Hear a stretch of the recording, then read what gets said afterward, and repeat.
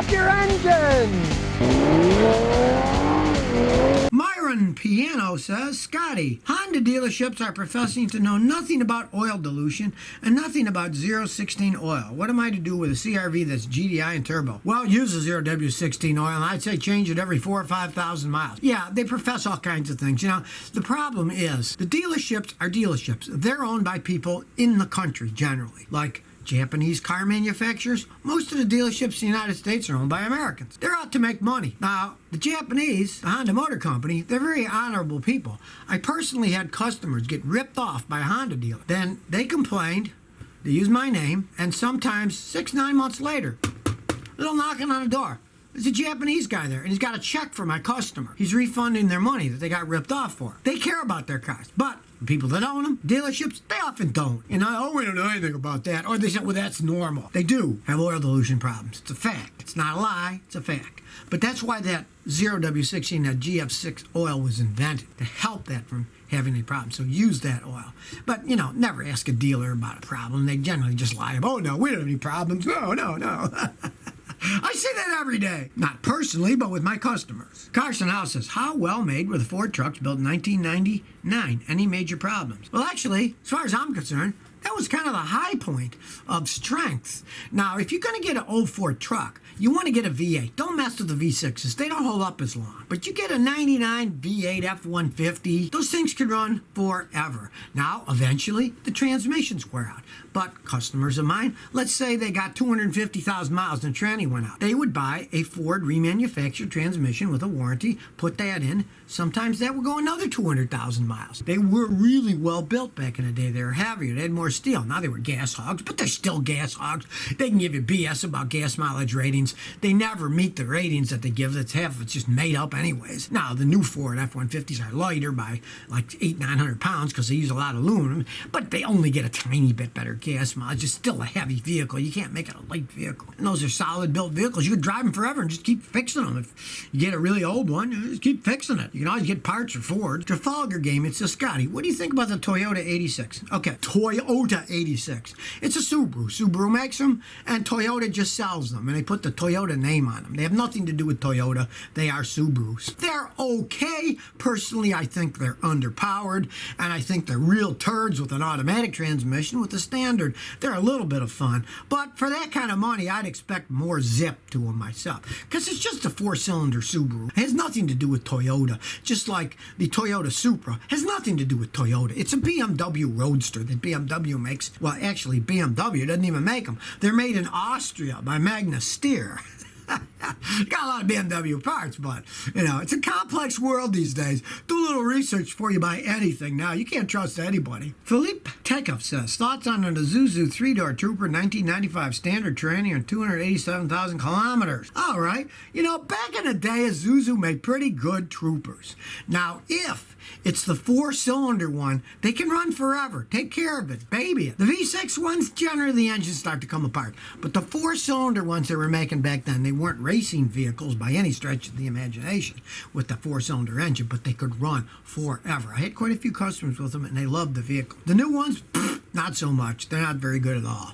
But the old ones, they were pretty solid when they were building them back in the day. But look, it's a what? 1995. That is an old vehicle. If you're going to buy it used, you better have a guy like me check it out. And don't pay too much, because it's so old. It has not much residual value at all. Barack Singh says, I just got a Chrysler TC by Maserati with 130,000 miles for $35,000. How do you think it will hold up as future collectible? I'm assuming this is a prank question. That is probably the worst car ever made. They're totally useless. Now, if you were making a collection of the worst cars ever made, yes, definitely, you would want to put that in there. But I wouldn't pay much money for them because they're not worth anything whatsoever. They were horrible cars. They had fake exhaust system, dual exhaust, where one went to the engine and the other just went and ended nowhere. They were just absolute rolling piles of junk. They had nitrogen boost brake systems that would break, and then Chrysler didn't sell the parts for them anymore. They were horrendous cars. So I assume you're joking on that one. Adve Bejoy says, Hey, Scotty, I was wondering if you think Dodge Charger Hellcat is a good performance sedan. Yeah, it's a good performance. It's as fast as can be. Now, if you're talking about performance over time, no, they fall apart as they age, and the resale value is nothing. And those engines that they have, the cams were built wrong, and so the cams run dry, and they burn out the engines and start making all kinds of noise as they age because they redesigned the stupid engine, and they moved the cam too far from the crank, and it gets oil starvation at low RPMs. So they don't last all that long, but they do perform, and they go fast as can be. Jediah Smith says, hey, Scotty, what do you think of a 79 Mustang with a new transmission, 6,000 miles ago, and a crate engine? The body is 170,000 miles. I found it for $3,800. It depends. What kind of a crate engine is it? Is it just some engine that came in a junky old crate? Or was it actually rebuilt? And if it was, I want the paperwork and find what company did and call them up and ask them about it. Go by the number on the engine. Say, did you rebuild this engine? What did you do to it? Blah, blah, blah, blah, blah. And if you get some kind of proof, hey, it could be a fun vehicle for driving around. You never know. But a lot of guys talk the talk. Oh, it's got a transmission engine, blah, blah, blah. Yeah, get some real proof about it, not just some guy talking about, oh, I did all this work. Maybe none of it was ever actually done. Maybe it's got a junkyard engine. I don't know. You want some kind of proof and somebody you can talk to where it came from, what was put in it. And if it is good, hey, it could be a fun vehicle. But don't trust what somebody tells you. You want proof. Cameron Meyer says, what are your thoughts on a 2001 Ram 1500? Okay, in 2001, a Ram 1500 is better than the ones they're making today. They weren't as poorly made. But it still wasn't that great. Even back in 2001, I had a customer, and he was asking about trucks. I said, get a Ford. I said, don't get a Dodge. So, did he listen to me? No. He bought 2 Rams. 3 years later, I said, oh yeah, what do you think of that? He said, I should have listened to you. They're both piles of crap. So, they're better than they are now, but they still weren't that great even back then. Sad Max says, Scion, 2014, 44,000 miles, $8,900. Is it a good buy? Well, if they can absolutely positively prove that that's really 44,000 miles, yeah, go ahead and buy it. They're great cars. But as I always warn people, and a lot of times people don't listen, and I don't feel sorry for them if something bad happens if they don't listen to me. Pay a mechanic to check it out for you, but you don't know if it's been wrecked, flooded, stolen. You have no idea. And with the machinery that we have, I hook my $5,000 scan tool. I get like 40 pages of data that I can analyze. They can't hide anything from a good mechanic. It takes about an hour to check out a car with a good mechanic. Always do that before you buy.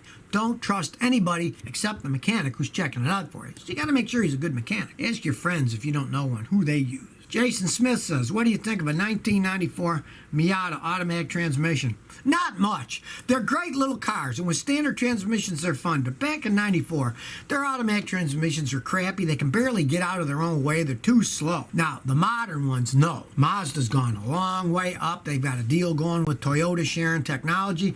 The modern Mazda Miata automatics are actually decent. But those old ones, they were junky things. They had no power. They were terrible. I don't like them at all. But if you get a standard, they're fun cars. But I would not buy one of those with an automatic. Odds are it's probably going to break, too.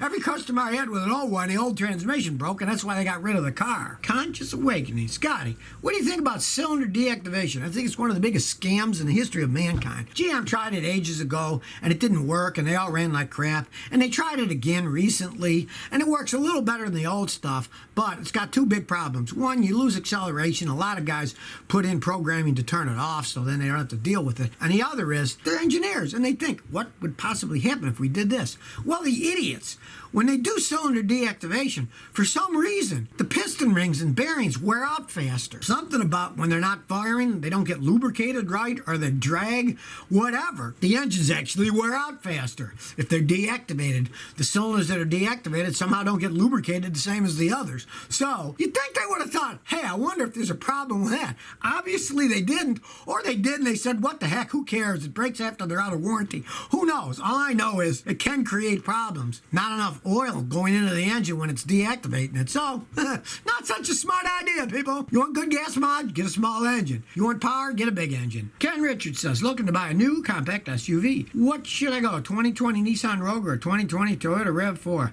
Whoo! you go, RAV4 and that one. Those Nissan Rogues are junkers. They fall apart before your very eyes. Every customer of mine that had one ended up hating the car.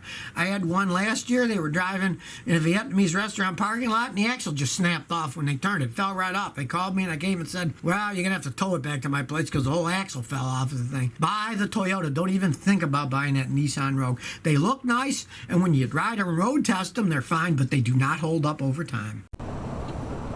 So if you never want to miss another one of my new car repair videos, remember to ring that bell.